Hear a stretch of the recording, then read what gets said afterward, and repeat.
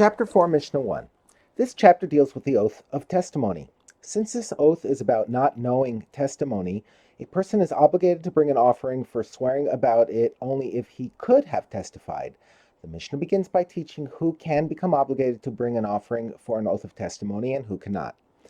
The law of the oath of testimony applies to men who are eligible to testify, but not to women who are not eligible to testify.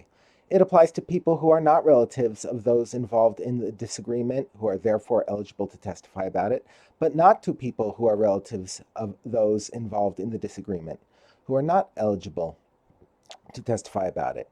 And it applies to people who are generally qualified to testify, but not to people who are generally disqualified from testifying because of the sins they have committed. And it applies only to people who are eligible to testify. If any of the people who are not eligible or qualified to testify make this false oath, they are not required to bring the offering for it, since they could not have testified anyway. The Mishnah now discusses where and how witnesses must deny knowing testimony in order to become obligated to bring an offering for swearing falsely. The penalty for the oath of testimony applies whether the witness swears in court or out of court, as long as the oath came from his own mouth. That is, he says, "I swear that I do not know any testimony for you."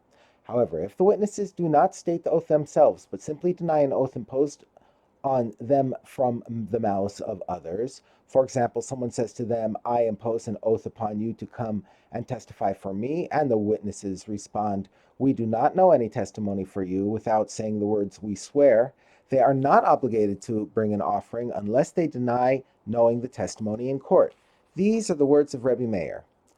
The sages disagree with Rebbe Meir on this last point, but the sages say whether the oath comes from his own mouth or whether it is imposed from the mouths of others, witnesses are not obligated to bring an offering unless they deny knowledge of the testimony in court.